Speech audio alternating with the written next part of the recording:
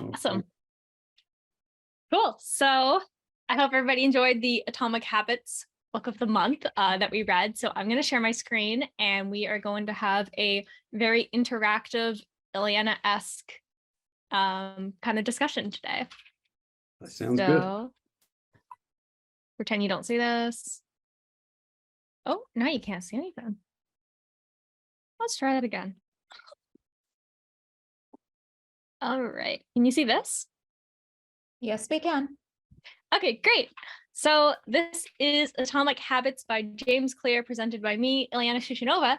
And I kind of want to open the floor to start the discussion right now. And does anybody know why this is the picture that I've created to kind of showcase at the start of our talk today?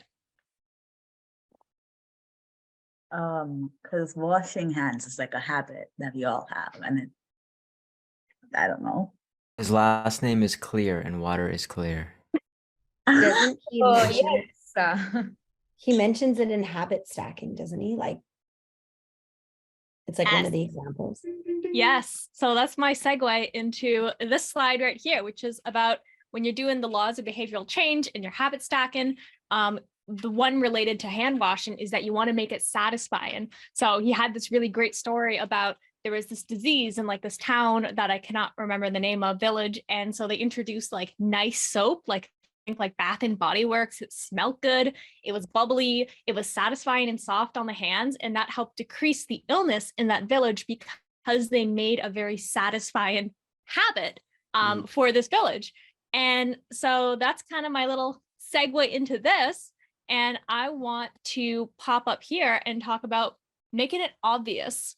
What to you does this mean? What does making it obvious mean in terms of habits, in terms of atomic habits, and in terms of like how you understand it from your perspective? I have one here. So I wanted to start the habit of drinking a lot of water, and I've been doing it now for almost 2 years. You guys know that. And my way of making it obvious was buying a giant water bottle in front of me all the time. I fill it up in the morning and it's gone by the afternoon, and then I fill it up again and then it's gone before bed. So yeah, making it obvious is making it easy for you to reach and to just get it done. So it's not a hassle, because a hassle will make you not complete your habit or not form it correctly. So is that correct? I feel like it is. Yes. And that water bottle is like, it encouraged me to get a giant water bottle Hell too. yeah. Nice. And Cleo and everybody else with giant water bottles. Whoops, I did not mean to do that. I've got one as well. I've got another one as well. Yeah. Go ahead. I was just about to. I have another one. Go ahead. Good. Go on, Sonali. I want to hear yours. Go on. Yeah, I mean, it took a lot of time to get into that habit. I always had this vision of like working out at least 4 times a week, but I always used to kind of fall back, right? Like how I made it a part of my lifestyle is, and what helped me is to make it obvious. And how do I make it obvious? I will just start, I'll keep my workout clothes ready the previous day. And that definitely helped me to, make it obvious and like get ready. Like when I get up in the morning, I don't even have to think and contemplate, I just have to go. So that's my example. Love it. What about you, Michael? For me, I literally took it straight out of the book, and I put my guitar right in the middle of the family room next door, where I've got all my recording gear. So that way, I see the guitar and it looks so lovely, and I just want to play it, and then I play it, and that actually encourages me to do something creative and productive. So yeah, it's good. Making it obvious. Making it obvious. And what about making it attractive? What does that mean to everybody here? How do you see make it attractive? What does that mean? What does that look like? What does that taste like? I don't know. I guess like mine is more theoretical, but I really like journaling, but I feel like I'm not very consistent. Like I do it consistently, but then I have periods. Last North week, I just dropped all my habits for like a full week. And then once I do that, it's very hard to get back into it. So I have like a lot of small things that I like doing. And the way I make it attractive is like I'll watch a video like from a psychiatrist is talking about like how journaling is the best thing ever and it's gonna like solve all your problems and then your head's gonna be clear all the time. Like I'm sure it's not that amazing, but I like overhype that in my head. So like every time I feel like, oh, I'm not meditating enough, like I'll watch a few videos or I'll like read a few articles about meditating or things that I want to do and then the benefits of it. And I'm like, wow, meditating is such a powerful thing. I can't believe like I'm not doing it anymore. So I think like it's very theory based. It's like probably not the best example because it doesn't really change the activity, but it's just like changes my perception of it. Because then I'm like, wow, journaling is literally the best thing ever. And then I'll like feel like doing it. For me, it's Sonali's same thing with working out. I have a new goal where I kind of want to gain about like 10 to 15 pounds. So it's a lot of eating. And for me to make it attractive, it's I I just eat a bunch of so I have these 500 calorie shakes and I normally just would have one of them, and to eat two of them, it would not make me want to throw up. It's just a lot of food, a lot of liquid calories. So for me to make it attractive, I have it, but I used to always just sip it like right away, but now I kind of take it in increments. Before I felt like I needed to eat all this food all at once. And I felt like if I didn't eat it within this like little window span, that it wouldn't work for anything. So now that I eat in more smaller portions, it's actually a lot more appealing to me because now for some reason I find myself much more hungrier throughout the day now that I'm like segmenting out with smaller pieces. Because before my mindset was I have to eat 4,000 calories. I'm eating 4,000 calories in like a little bit of time. I don't know why I felt like that. I think it's because of my first meal of the day is usually at like 3 p.m. So I felt like I don't have a lot of time. So I really try to eat earlier now to make it work, and it's been working. So that's how I make it attractive. It's been very appealing to me. I love that. And yeah, I like the way to visualize that too, and just making it easier for yourself is the nice segue into the last kind of point on the 4 laws of behavioral change that I want to talk about, which we kind of alluded to, but are there any other examples of like making it easy? Like Sonali had mentioned the workout clothes, which I also do that. It's like you put it right in front of you. So the first thing you see, you wake up and you're like, oh yeah, there's my workout clothes. I don't have to like move around in the dark with the time change where you can't see anything anymore. And you're like, I can't find my socks. And then you're like, I'm just not going to go because I can't find my socks. So you have your socks there and you're like, oh yeah, my socks. I can put my socks on now. And you're just making your life way easier. Are there any other examples that anyone wants to share from making it easy? One thing I do, if I know the next day I have to wake up early to because I want to go like hiking or like kayaking or some sort of adventurous activity, is to pack my gear the night before. Otherwise, when I wake up, I'm like, oh, I forgot to like load the car with stuff, and then I'll just stay in bed. But if I know the car is ready to go, all I got to do is just get changed and like make my way out. So that makes it a lot easier to do the activity. I feel like mine is like super lazy, I guess, but like I just have multiple books and multiple pens in every place that I like live in. So I'll have like one next to my bed, one on my table, one where I like sit and play games. And I just have like different books and pens everywhere. So like I can never be like, I'm not gonna journal because my journal is in like the other room. I could like wake up from the bed and like it's right there. So I think it's really easy, but it's just like it breaks everything into like separate notebooks, but I don't care. So I like that. It's like my lip balm. I have lip balm literally every single spot of my house. I have it in different purses, in different bags, in different coats. I need to start doing that. I only have one and I never use it. Like I never use it. It's never around. I have one in almost every jacket, almost every pants, sweatpants. I hate having chapped lips, so that we actually have that in common, Ileana. Yes, we have so much in common, Fernando. We actually do. We do. Great. So let's move to the next one here. So this is a quick refresher. I actually meant to put the slide before that other slide, but here we are. That's okay. Quick refresher with some bubble tea, because there's nothing more refreshing than a nice cold bubble tea on a summer day or a spring day. But yes, so James Clear, he is an expert on habit formation, and he reveals practical strategies that are going to teach you how to form good habits, break bad ones, and master the tiny behaviors that lead to remarkable results. So that's kind of like a little blurb to kind of refresh the brain, because I know that this book was assigned like it's like book of every 2 months or so. So if you read it a little bit earlier, you might be like, what did I read again? I'm like, I don't remember. So here's a quick refresher of that before we jump into the quotable quotes, which for some reason are not apparent on my screen. It is very strange. Can anybody else see it?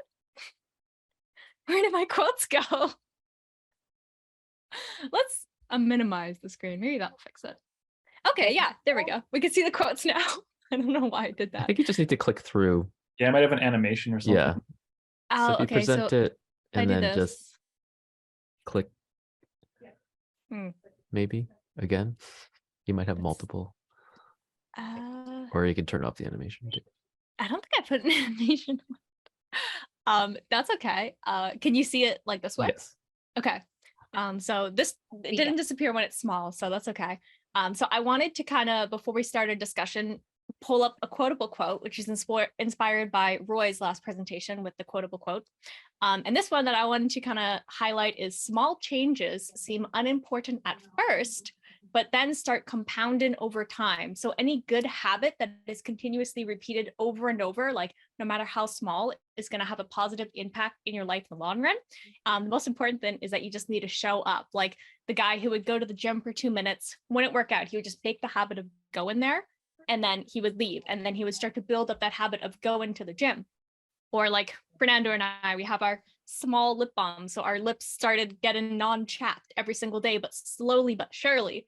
Now we have like Burt's Bees recommendations, like no more chapped lips. So it's all about like the small things that you do that create something really big and grand. Or it doesn't even have to be big and grand. It could just be like what you want to accomplish. It could be a really small accomplishment, but to you, it's still big and relevant. So I wanted to start with that quotable quote before we jump into today's discussion. So I'm going to attempt to do slideshow again and hope it didn't disappear. Yay. Okay. It's not gone, but you can see it. Yes. Okay. So we're going to be breaking out into 3 different groups today. And you may wonder why 3? 3 is my favorite number, my lucky number. So it's just good in general to have 3. So each group is going to have one topic to discuss. You'll have 20 minutes. So group number 1, I'm going to randomly assign it. So you'll see when it says room number 1, number 2, or number 3. And so group number 1 is going to have the topic of which strategies have you used already or want to use, and how will these strategies help improve your life? Group number 2 is going to have technology has increased, the world has changed, but our brains are fundamentally the same. What do you think about this? And then finally, group number 3, you're going to have what has been the most difficult for you when creating new habits, and how can you use those new learnings to maintain them? So I'd recommend take a screenshot or take a little picture with your phone while I attempt to figure out how to get breakout rooms to do your magic when I can't seem to find the thing when I'm sharing my screen. So we are now back. And so let's do, I want to start with group number 2 first. Just because people either do 1, 2, 3 or like 3, 2, 1. So I'm going to do it completely backwards. We're going to start with group number 2 to kind of come away with your takeaways. Oh, yes. So we are group number 2. And first, Vazzy would like to share her views on our talking point. And then I will summarize them in relation to the book. All right. Yes, I really wanted point number 2. So I was like, first of all, very happy we got point number 2 because I was just watching a video about it yesterday. But yes, our brains are still the primitive brains that we had like 10,000 years ago, and like the world is completely different. So what do we think about this? So they actually like did research on what is sort of different in the modern world versus where we like were like 10,000 years ago. And they found out that we used to have like a lot of idle time before.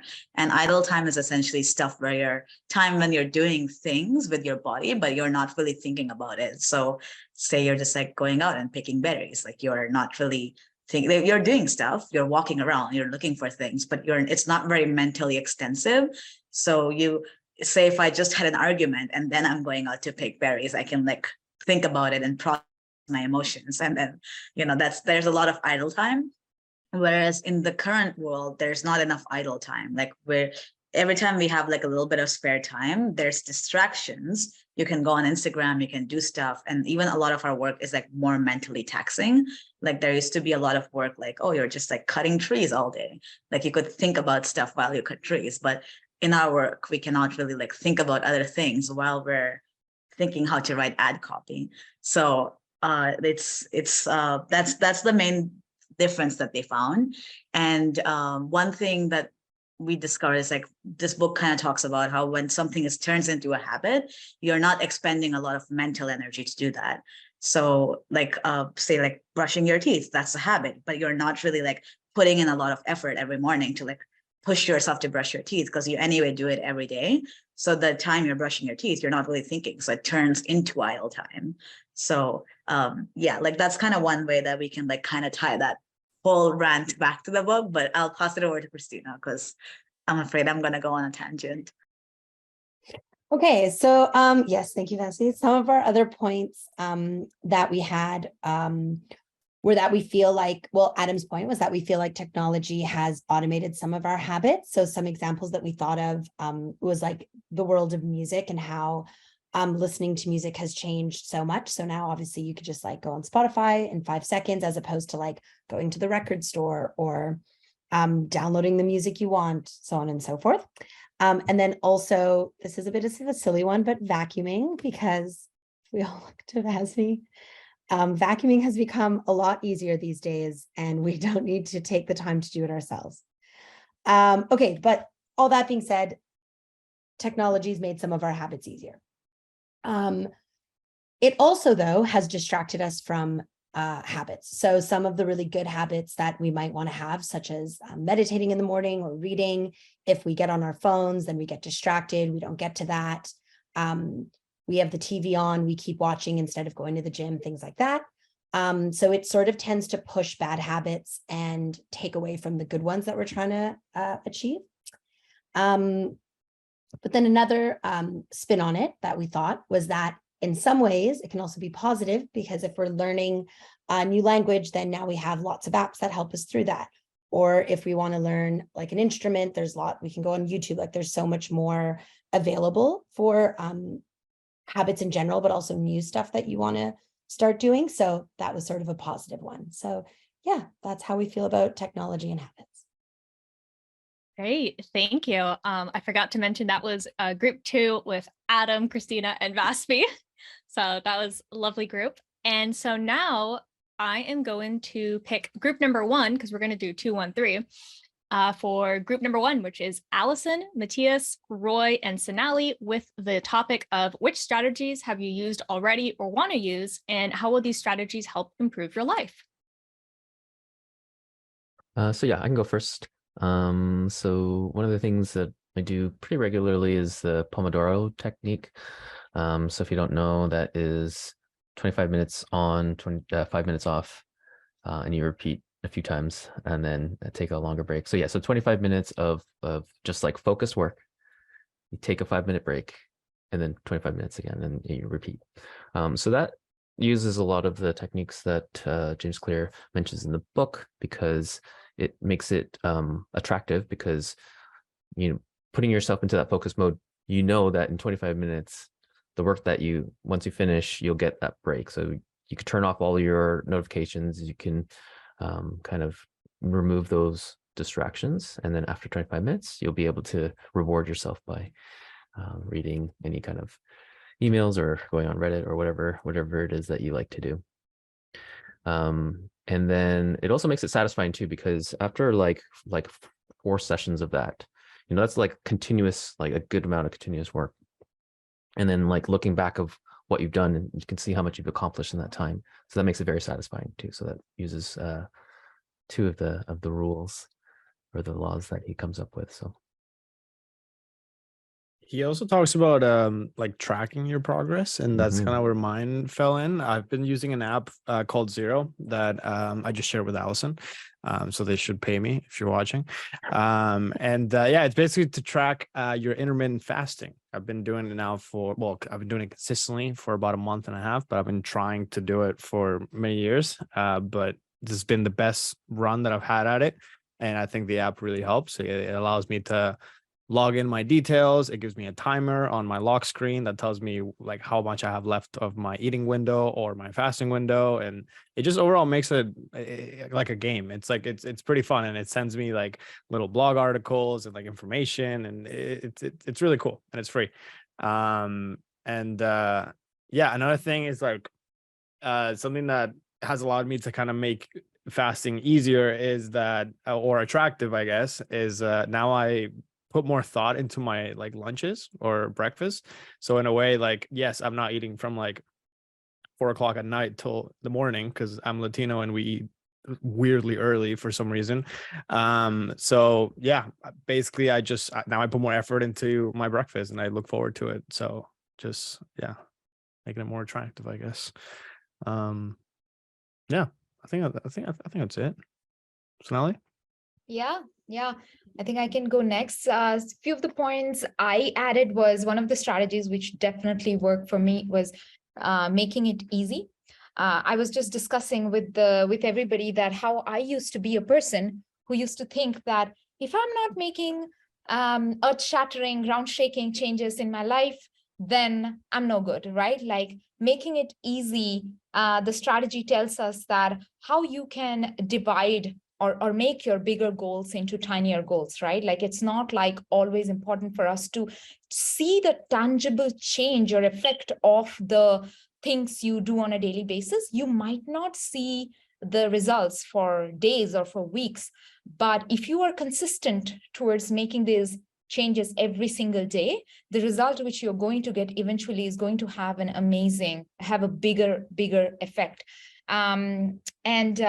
One of the chapters where it says walk slowly but never backward kind of stayed with me, which means you have to consistently, it's better to walk slowly and consistently than taking a step back. So instead of all in or all out, all in and all out approach, just make steady progress, which is definitely going to help you. Another strategy was another chapter which was very attractive for me was motivation is overrated. Create an environment to do it. There will be days, there will be situations where you won't be motivated to do stuff, but we can't depend on motivation to achieve our goals. You just have to find ways and creative ways to achieve your goals. So on what do you want to do, and let it be personal or professional, it doesn't matter, right? So it was amazing for me to kind of read that chapter where it is talking about how motivation is overrated, and I truly believe that right now. Yeah. You have to create a system around that. You can't just depend on, oh, I will be motivated to complete this project. Then you might not ever finish it, Create a system around it, which was really awesome. If I may, Yeah. sorry. I was gonna say, if I can add on to that, it's kind of like a life hack that I found that I did because of this book. In related to that is like sometimes you just don't have the motivation to like brush your teeth, floss, and mouthwash. It's too much. You're too tired. You're too exhausted. You don't want to do it. And so like I will tell myself like, hey, all you have to do is floss. Just go there and floss. And I'm like, okay, I'll walk over and I'll floss. And then I'm like, I'm already here. And then I brush my teeth. Well, I'm still here. Mouthwash. And that's like the best life hack that I've had that relates to that. And I'm like, that is so like, you just like tricking your brain. And even if you know like that you're gonna end up doing the whole thing, you don't have the motivation, you still have the motivation just to floss. And I think that like the brain is just so cool. So I just wanted to add on to that with that little info. Yeah, or life hack. Exactly. And Roy, do you want to add to this point? I know that pretty much at the end of the discussion, I know Allison also added something, but creating a system, not goals. Oh yeah, that's right. Yeah, that was yeah. So I really like that section, and it was really on in the book too. So that kind of like maybe enjoyed the book even more because it was already confirming my preconceived notions about like goals, because I never really was a goal person. I never really set specific goals. And then in the book, it's better to create systems and not goals. It's like, yes, somebody gets me. So and it reminded me about like how we're building our like workflows through Asana, and it's like that is the system, and it's not specific individual goals. It's actually like building like a very complete system from beginning to end. So that definitely spoke to me. So I enjoyed that part of the book. I just talked about the part of the book where they mention reframing your perspective. And how like if you're trying to develop a habit or behavior that's kind of at odds with how you see yourself or who you are, it's like it's not going to last. So the example I gave was like, typically I see myself as like this very like indoorsy, nerdy city person, and like I want to be more healthy and active and be outside more. So like reframing how I see myself in that way is sort of how I'd be able to make those habits stick. Yeah. Great. Thank you, group number 1. Is there anything else, group number 1, that you wanted to add before we jump to group number 3? Nope. Nope. All right. So group number 3, last but not least, Fernando, Khalil, and Michael, with the topic of what has been the most difficult for you when creating new habits, and how can you use your learnings to maintain them?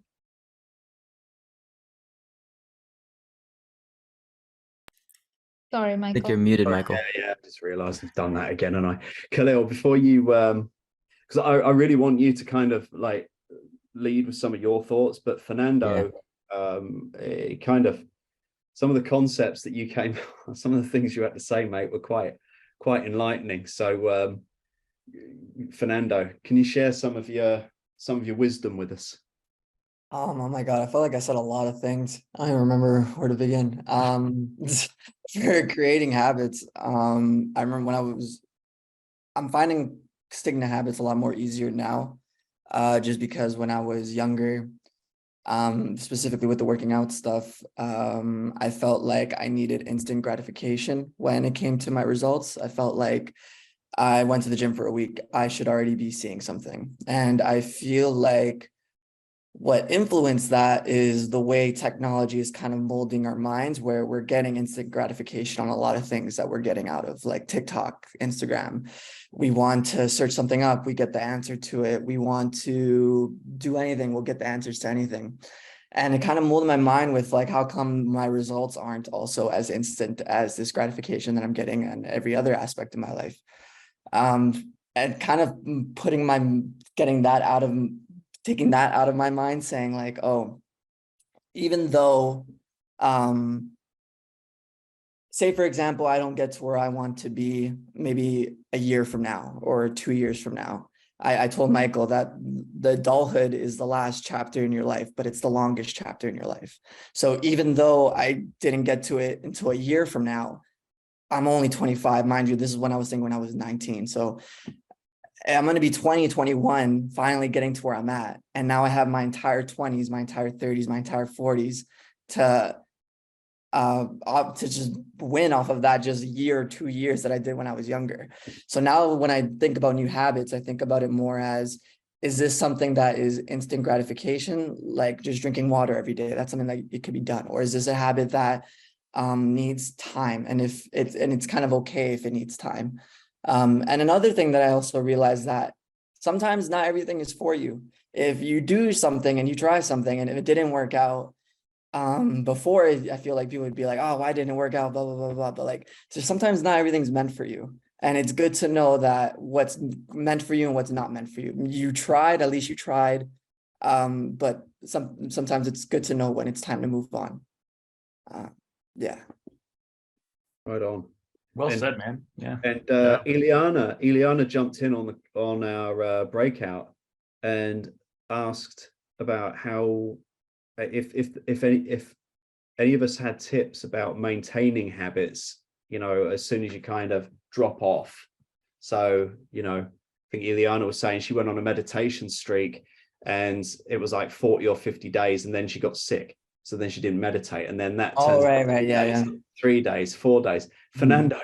Yeah, So no, I Eliana asked Fernando how to deal with that. And Fernando came up with something. It was great. Go on. So I took it again with like the whole working out thing. She was like, oh, what happens if you go like really good and out of nowhere you get sick and like you're on this crazy streak? But like what would you do to keep the streak alive even though you can't physically work out? And I would always like do a sub goal of what my main goal is. So if my main goal is working out and I'm sick and I can't work out, all right, well, at least if I'm sick, I'm not gonna eat like shit. Or sorry for the we're recording. I'm not gonna eat bad, or because even though say for the next day I'll feel better. Okay, maybe I didn't work out, but I didn't eat bad. So I should still feel accomplished by this.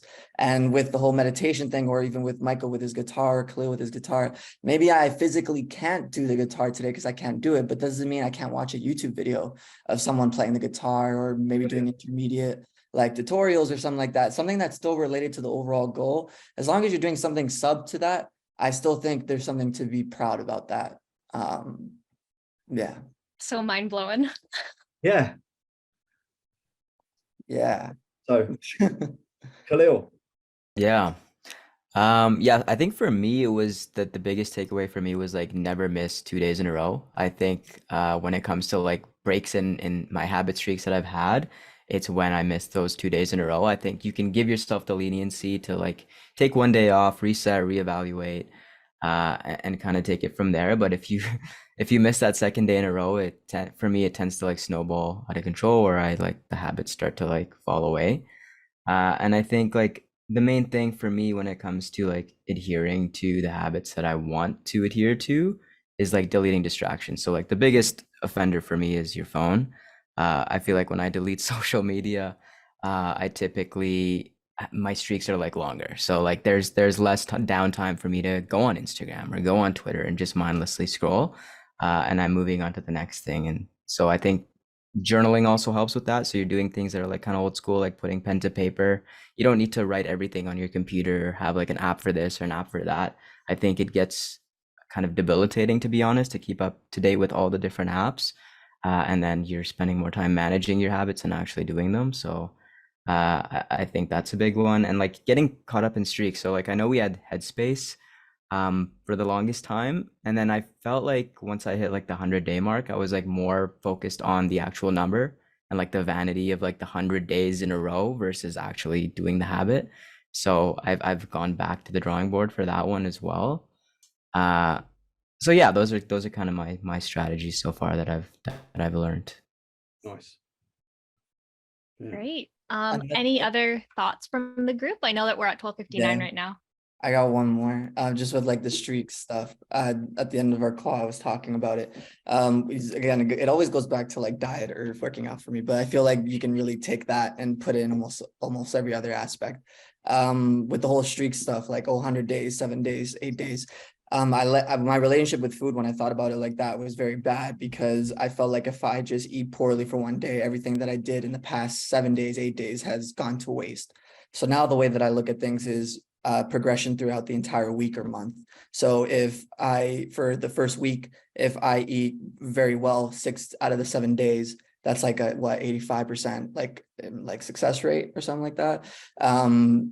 And if you look at it like that in the grand scheme of things, the majority of your time is still positive rather than like 15% of it is negative. And then you can work towards like increasing that even more. Maybe like you have a 3-week streak and then now you only have a day, and like one in that 3 weeks or in the month, you only have one day that you ate bad.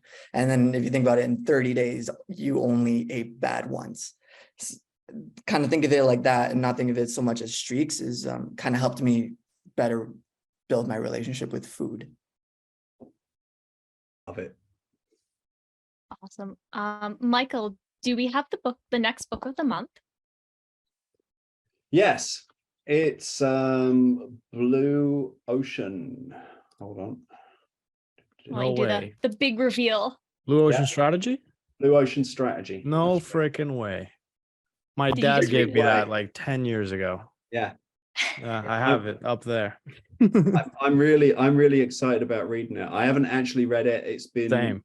talked about a lot. Like we used to go to when we went to the vault in Florida. Patrick Bet David has mentioned it a bunch of times. lots of people speak about it in the business community, right? And I'm really excited to just finally get stuck. There was nothing to stop me getting stuck into it before this, to be honest, but there you go. Bad habits and all that.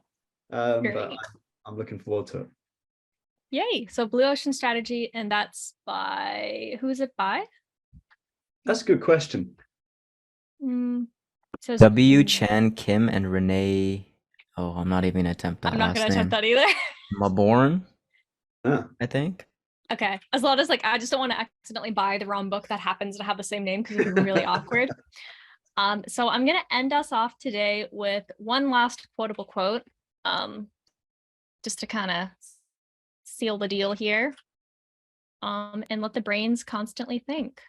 Oh no, quotable quote doesn't want to appear for some reason. That's so sad. What is it with Please. you and your quotes today? What's going on? I don't know. Maybe I must have used some kind of format and that the quotable quotes just don't want to exist, but that's okay. We can look at the quotable quote like this instead. We'll look at it this kind of way. This is our last quotable quote, which hopefully kind of is like a bit of an inspiration for like middle of the week, middle of the day.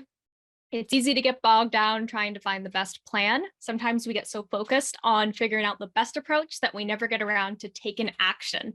This is why most people don't succeed at what they want to do because they never get started.